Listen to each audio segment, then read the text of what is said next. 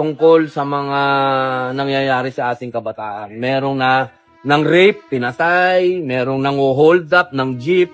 Ito, latest na naman. Kaya sana ang aking hingi na pabor sa aking mga kasama ditong senador, sana bigyan naman yun ng panahon at pagkakataon yung aking panukala. Ni-amend na natin yung juvenile ano na yan. Kasi talagang ang dami na nasa mukha na natin eh. At alam niyo hindi lang dito sa Pilipinas na merong ganyan na yung edad ibinababa. Dapat na natin gawin yan. Ngayon na. Anong edad dapat? 10. Dapat doon. Bakit 10 years old? Yung kasi ang sa Europe kasi ganun na eh. Marami din sa Asia ganun na. So, bakit hindi natin gayahin sila? Total tayo naman pinagmamalaki natin na yung mga good practices, mga best practices ng ibang bansa sinusunod natin. Ba't di natin gawin yun? Europe mismo, Europe nga na sinasabi natin nandun ng human rights. So, sila 10 doon. Gusto nyo rin ng special session para dyan? Oo. Sana. Kailangan eh. Boss, immediate. Kung ganito na nagagaya na tayo sa Amerika, na may namamaril na sa loob ng paaralan, siguro ito yung panahon na talagang kung seseryosohin natin ito, ito yung pang-special session. Sana bigyan naman yun ng panahon at pagkakataon yung aking panukala. Ni-amend na natin yung juvenile ano na yan. Kasi talagang ang dami na nasa mukha na natin eh. At alam niyo hindi lang dito sa Pilipinas na merong ganyan na yung edad ibinababa. Dapat na natin gawin yan. Ngayon na. Anong edad dapat? 10. Dapat. Na oo, may kakulangan ng batas. Ngunit mas marami ang kakulangan sa implementasyon kaysa sa batas mismo. Una po, linawin ko po sa ating kaibigan, Senator Kiko Pangilinan, wala po akong sinabi na kulang ang batas. Ang sabi ko po ay napakaganda ng batas na ito. Hindi lang po siya napapanahon ngayon. Sa pangalawang tanong po, totoo po yan sa maiksing panahon ko po dito sa Senado, napakadami pong magagandang batas. Sobrang gagandang batas, hindi po talaga na-implement. Hindi lang po sa usapin na ito. Usapin lang ng agrikultura, number 1 na yun. Public information, number 2 na yun. Pero ito pong tanong nyo po, totoo po yan. Implementasyon ang kulang. Pero, alam nyo naman po sa buhay ng... Ito lang po, opinion ko lang po ito, no? Dahil ako po ay... Hindi ko naman po itinatago na tayo po'y galing dyan sa ganyang klaseng buhay.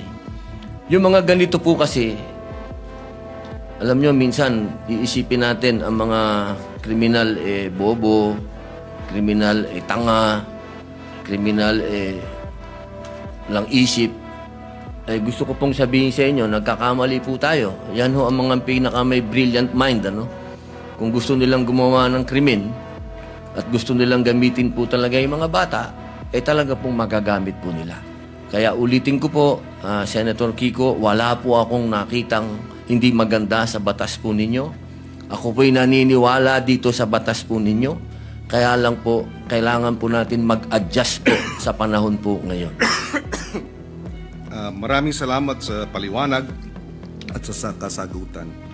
Kanina nabanggit nung in-interview na kabataan na kaya nila ginawa yung batas, yung kriminalidad. Kaya sila gumawa ng krimen ay dahil hindi sila mapaparusahan. Tama yun, hindi ba? Tama yung bitiw na salita. Tama ba yun sa ilalim ng batas na pag sila ay gumawa ng kriminalidad o krimen ay hindi sila mapaparusahan? Sa usapin po ng kasi ganito po yan, no? Napakaganda po nung inyo pong katanungan. Ang bata kasi, kahit siya, lalahatin ko na po, ano? Kasi ganito yan Pagka sinabi mong pananagutan, ang kaduktong po nun, dapat may parusa. Kasi kung pananagutan, oo, may pananagutan, sinabihan siya, ginawa mo yan, Kaya ganito muna ang mangyayari sa'yo, dadaling ka muna dito sa Bahay Pag-asa, dadaan ka dito sa matinding intensive na masasabi nating psychological and moral and lahat na po, no? Sabihin natin. Alam niyo po, Senator Kiko, sa 3 years and a half ko po sa Bilibid, hindi ko naman po nila lahat, ano? Pero wala na pong pinakamagagaling na artista kundi kriminal.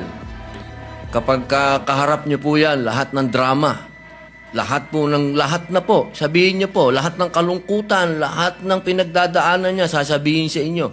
Pero pag talikod po ng nag-i-interview dyan, o halimbawa ng empleyado yung sabihin gwardiya, o ng probation officer, pag talikod po nun, pagbalik nyo sa selda, bubuksan yung wallet niya, papakita sa iyo yung dyaryo, ito ang pinatay ko, pare. Ganyan po ang criminal mind. Hindi ko naman po inilalahat. Pero pagka sinabi po natin kasi ng pananagutan, dapat nagbabayad ka ng kasalanan. Hindi lang binasa sa iyo.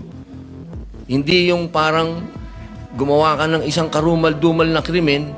Ito po nakita ko po ito dahil ako po ay kagyat na pumunta sa Camarines Norte nung ni-rape nila yung batang ano po ito Senator Kiko magkakaibigan po ito. Yung babae ni-rape nila, binidyo nila, lahat, pinatay, lahat po, binidyo, hanggang naagnas yung bata, binidyo.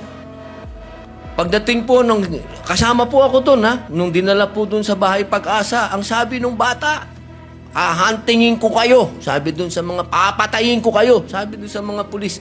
Ilang taon yung batang 13 po. at ilang taon yung grupo sila, hindi ba? Grupo po. 13, 15, yung isa po, 16. Yung bata pong ni-rape nila, 13 din.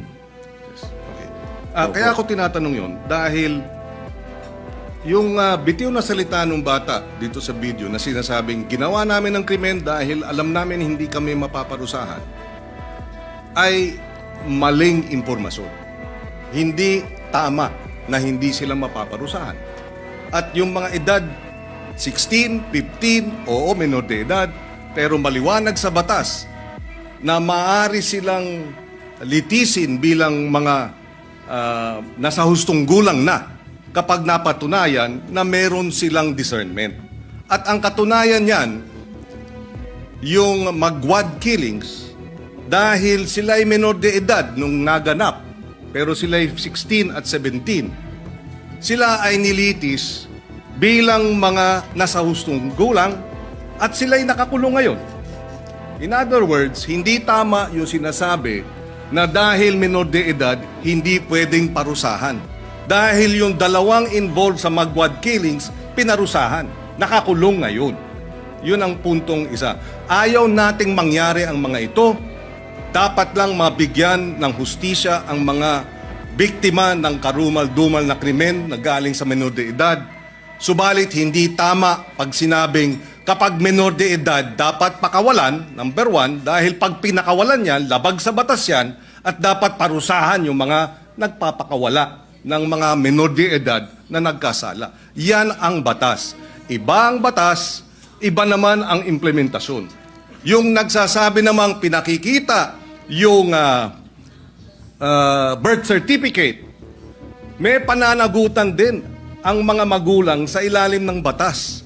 At yung mga nagsasabing ginagamit ng mga bata, may pananagutan din sa nasabing batas. In fact, ang parusa dun sa mga gumagamit ay yung maximum na maaaring maging parusa dun sa krimen na isinagawa ng mga bata at ginamit ng mga sindikato.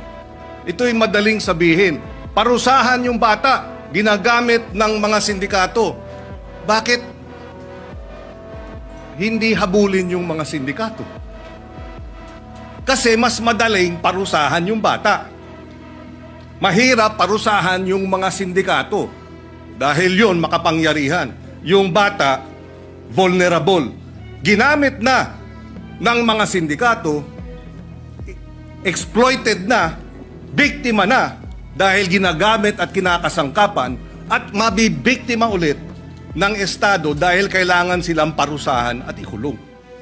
Kaya kinakailangan marahil ay balansehin natin. Sa usapin ng unang-una, yun nga ba talaga ang sinasabi ng batas? Allow me to read some of the provisions. Parents shall be liable for damages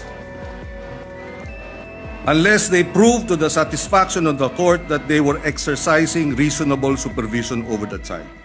Ibig sabihin, may pananagutan ang mga bata, ang mga magulang. Meron ding maliwanag na usapin. Pananagutan ng mga gumagamit sa bata, Section 20C. Any person who in the commission